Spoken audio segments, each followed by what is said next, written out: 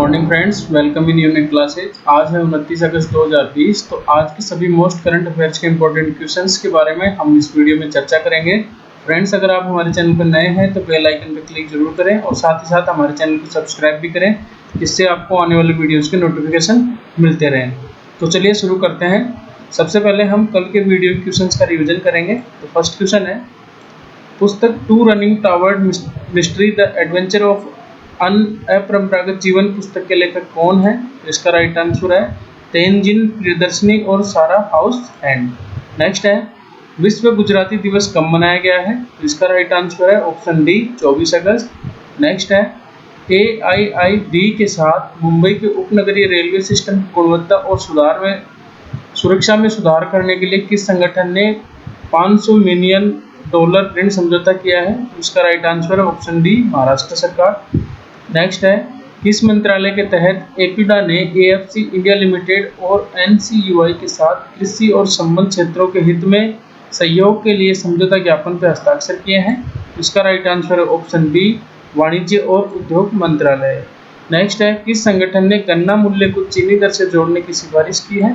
इसका right answer है option D NITI Aayog task force. Next है, किस कंपनी के साथ नीति आयोग के WEP ने भारत में महिला उद्यमियों का समर्थन करने के लिए भागीदारी की है? तो इसका right answer option B Tech Mahindra.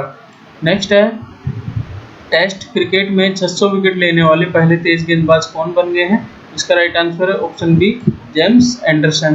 Next है, SBI म्यूचुअल फंड्स के नए MD एंड CEO किसे नियुक्त किया गया है? तो इसका राइट आंसर है ऑप्शन बी विनय टोन्स। नेक्स्ट है, क्रिकेट द्रोणा नामक पुस्तक का लेखन किसने किया है?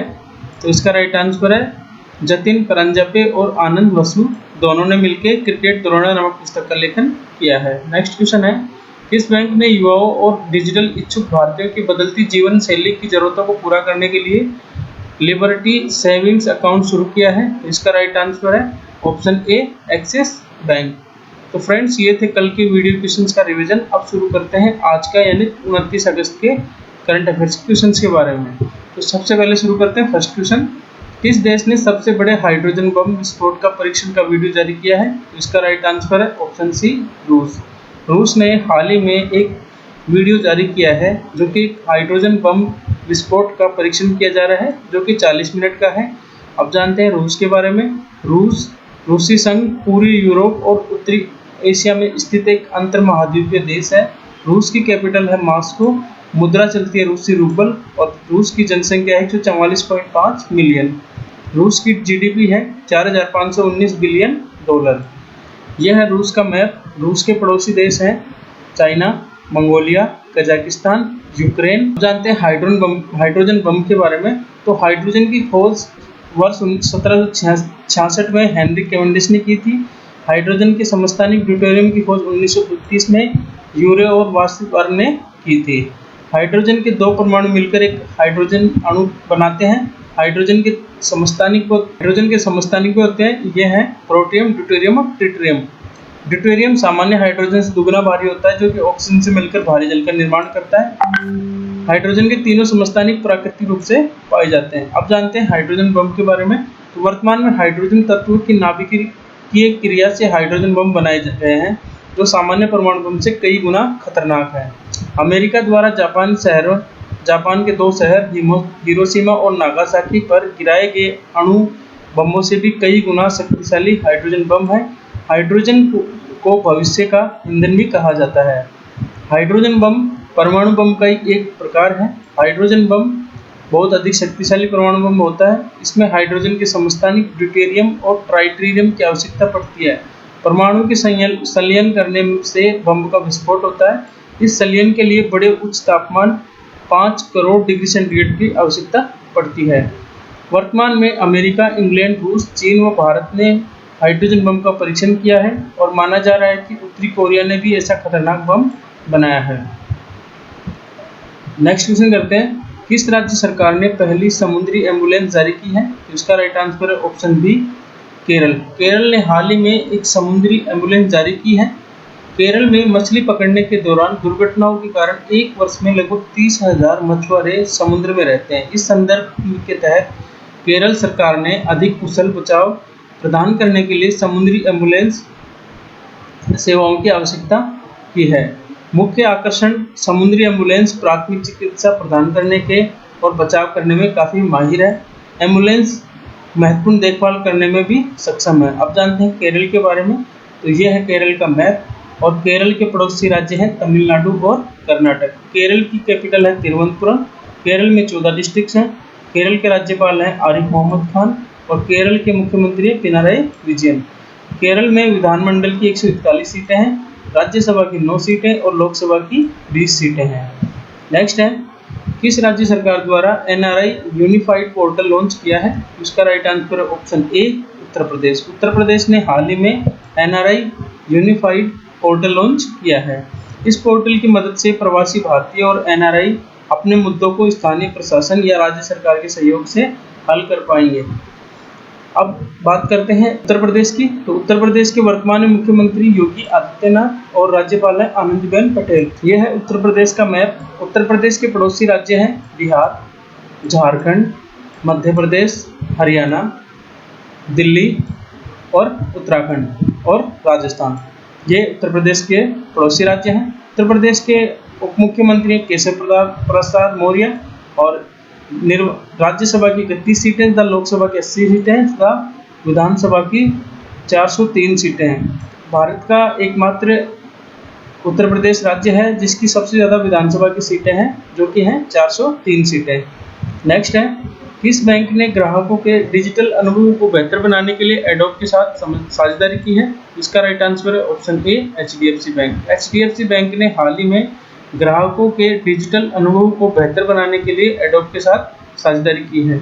यह साझेदारी एडोब एक्सपीरियंस क्लाउड सॉल्यूशन द्वारा संचालित है, जो HDFC बैंक को किसी भी समय और कहीं भी नए और मौजूदा ग्राहकों को व्यक्तिगत डिजिटल अनुभव प्रदान करने में मदद करेगी। जानते हैं HDFC बैंक के बारे में। तो HDFC बैंक की टैगलाइन है वी अंडरस्टैंड योर वर्ल्ड और HDFC बैंक का मुख्यालय मुंबई, महाराष्ट्र में। नेक्स्ट है, हाल ही में साल 2020 का इंटरनेशनल बुकर पुरस्कार किसने जीता है? तो इसका राइट आंसर है ऑप्शन ए मेरिके लुकास रिजनवेल्ड ने। मेरिके लुकास रिजनवेल्ड ने हाल ही में 2020 का इंटरनेशनल बुकर पुरस्कार जीता है। यह एक डच लेखक हैं जो कि 29 साल की उम्र में पुरस्कार जीतने वाली सबसे कम उम्र की लेखिका है। पुस्तक में ग्रामीण नीदरलैंड के एक कट्टर ईसाई समुदाय के एक किसान परिवार की कहानी है, जिसमें उसका भाई की एक दुर्घटना में मृत्यु हो जाती है और वह सोचती है कि काश उसके भाई की जगह उसकी मौत हो जाती। इस पुरस्कार के तहत लगभग $66,000 का पुरस्कार दोनों को बराबर पहचान देने के लिए लेखक और अनुवादक के बीच में समान रूप से विभाजित किया जाएगा। पुस्तक का नाम है द डिस्कम्फर्ट ऑफ इवनिंग, जिसने हाल ही में साल 2020 का इंटरनेशनल बुकर पुरस्कार जीता है। अब जानते हैं बुकर पुरस्कार के बारे में। तो यह हर साल दिया जाता है और सबसे पहले 1969 में इसे चालू किया गया था और यह यूके में जारी किया जाता है। यह पुरस्कार सर्वश्रेष्ठ मूल उपन्यास अंग्रेजी भाषा में लिखा गया हो और यूके में प्रकाशित हुआ हो, उसमें दिया जाता है। नेक्स्ट है, किसको राष्ट्रीय शिक्षक पुरस्कार 2020 से सम्मानित किया जाएगा? इसका राइट आंसर है ऑप्शन ए सुश्री सुधा पेनुली। सुधा पेनुली को राष्ट्रीय शिक्षक पुरस्कार 2020 से सम्मानित किया जाएगा। उनको राष्ट्रीय पुरस्कार 2020 के लिए चुने गए 43 उत्कृष्ट शिक्षकों की सूची में शामिल किया गया है। इन शिक्षकों का चयन केंद्रीय शिक्षा मंत्रालय के स्कूल शिक्षा और साक्षरता विभाग द्वारा गठित राष्ट्रीय स्तर की एक स्वतंत्र निर्णायक मंडल ने किया है। नेक्स्ट है, केविन मेयर ने किस कंपनी के CEO पद से इस्तीफा दिया है? इसका राइट आंसर है ऑप्शन ए टिकटॉक। हाल ही में टिकटॉक के CEO केविन मेयर ने इस्तीफा दे दिया है। यह इस्तीफा उनके राष्ट्रपति डोनाल्ड ट्रंप द्वारा टिकटॉक पर प्रतिबंध लगाने के आदेश के तहत दिया गया है, जिसमें उन्होंने टिकटॉक की मूल कंपनी ByteDance को 90 दिन के भीतर इसे किसी भी अमेरिकी कंपनी को बेचने के लिए कहा था। टिकटॉक के बारे में जान लेते हैं। टिकटॉक को ByteDance कंपनी द्वारा विकसित किया गया है। टिकटॉक की स्थापना 2012 में हुई है और टिकटॉक के संस्थापक है झांग येमिंग। नेक्स्ट है, विश्व उर्दू सम्मेलन का आयोजन कहाँ किया गया है? तो इसका राइट आंसर ऑप्शन ए नई दिल्ली। हाल ही में नई दिल्ली में विश्व उर्दू सम्मेलन का आयोजन किया गया है। राष्ट्रीय उर्दू भाषा विकास परिषद द्वारा नई दिल्ली में विश्व उर्दू सम्मेलन का आयोजन किया गया है। इस यह 2 दिवसीय सम्मेलन के उद्घाटन सत्र को केंद्रीय शिक्षा मंत्री श्री रमेश पोखरियाल निशंक ने संबोधित किया। वर्तमान में राष्ट्रीय ऊर्जा उर्दू भाषा विकास परिषद के निदेशक हैं डॉक्टर अकील अहमद। नेक्स्ट है, आईआईटी एलुमनी काउंसिल ने क्वांटम कंप्यूटर विकसित करने के लिए किस देश के साथ समझौता ज्ञापन का हस्ताक्षर किए हैं? इसका राइट आंसर है ऑप्शन सी, रूस।